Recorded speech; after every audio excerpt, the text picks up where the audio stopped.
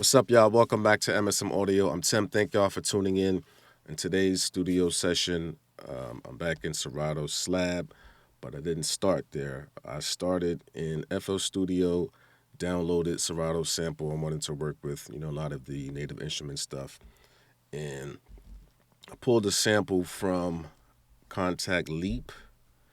And I think it was a jazz leap expansion, and as you can see here, it's an acoustic piano, jazz piano sample. So let me play this sample so you can hear.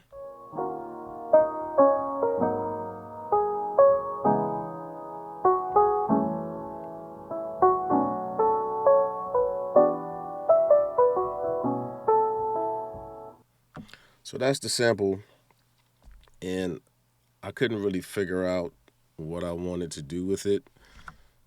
I tried different chops, just I couldn't figure it out. So I decided to reverse the whole sample and see how that sounded. So let's take a listen to that. Which one is it?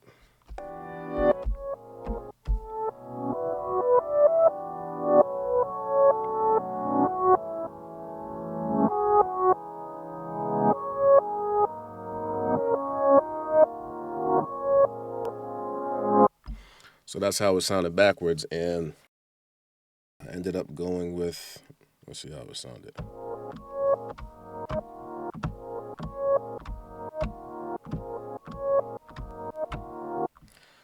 So I looped that, and I put some effects on the sample so it sounds like this now.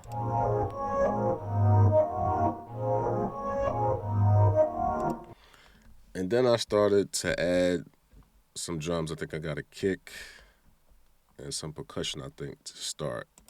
So let's just listen to that real quick.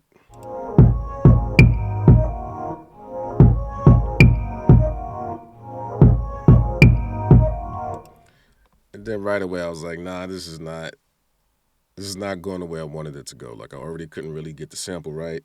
And then now here I am. And that feeling just kept continuing on. I'm like, if it's not feeling right, I'm not gonna keep going down that path. So but the real thing was I like the drums in Serato, right? It just the way the drums are processed in Serato is just a lot of different options. It feels like to me a lot more creative options that's working for my workflow right now. So I decided to bounce this out and head on over to Serato. So let's head on over to Serato Slab and see what happens next.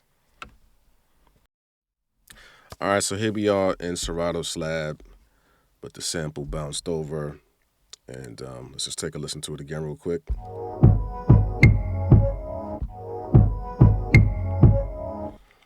So what I decided to do here was slow it all the way down. So I brought the tempo down to like 73.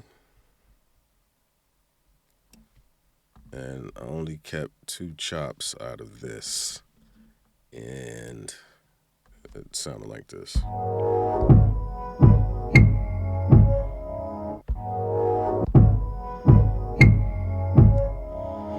So I slowed one chop down, sped one up, and again, couldn't quite get the sample right. So I was like, you know what, let me start adding in some drums, and then I'll use the tempo of the drums to help me get the tempo right of the sample. And what happened is, well, actually, let me just play the sample as it is first.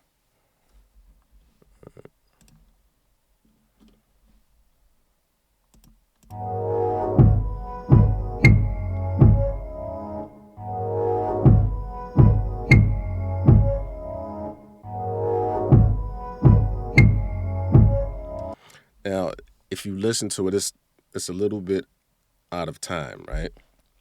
So that's the part that I couldn't get the timing right. So I'm going to use the drums and try and get the tempo right of the sample. But what happened is, as I started adding the drums in, somehow it started to feel good. It started to feel right, which was surprising to me. So let me go ahead. I'm going to play it, and then I'm just going to add in the drums as it goes along, and we'll see. I'm going to start with the hi-hats.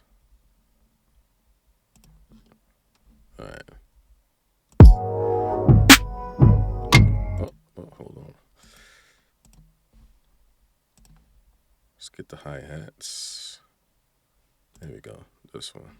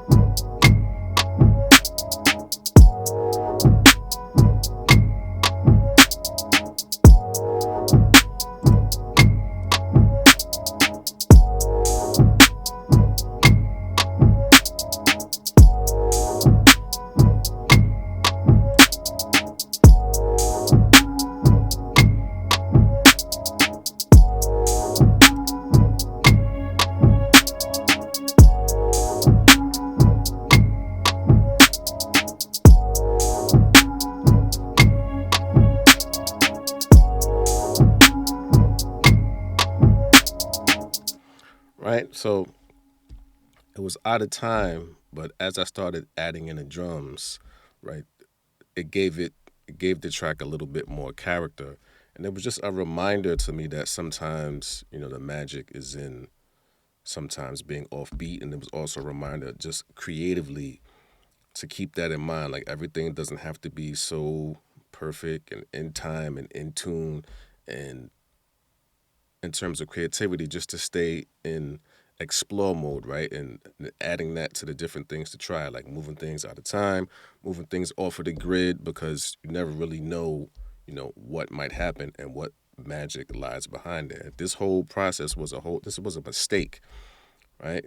When I bounced the sample from FL Studio, I only meant to take the sample. I didn't mean to take the kick. I didn't mean to take the percussion. I did that by mistake, not even paying attention to what I was doing. But I bounced it that way. And then here, I couldn't quite get the sample right.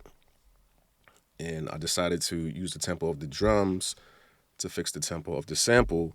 But it ended up sounding good somehow, being offbeat, right? Out of time, right? So it's just a reminder. And I'll probably go back and arrange it the way I originally wanted to, just for comparison purposes. But it's just a reminder that everything doesn't have to be perfect. Everything doesn't have to be in time. Things can be offbeat, off center, off grid, and just creatively keeping that in mind as you're trying different things, and to stay in the mode of exploration and just try things, right? Because you never know what might happen. And in my case, things went off the grid, off time, and I found some magic. Thank y'all for tuning in. Stay positive, stay purposeful, stay creative, stay confident. Most of all, keep going. See you on the next one. MSM Audio.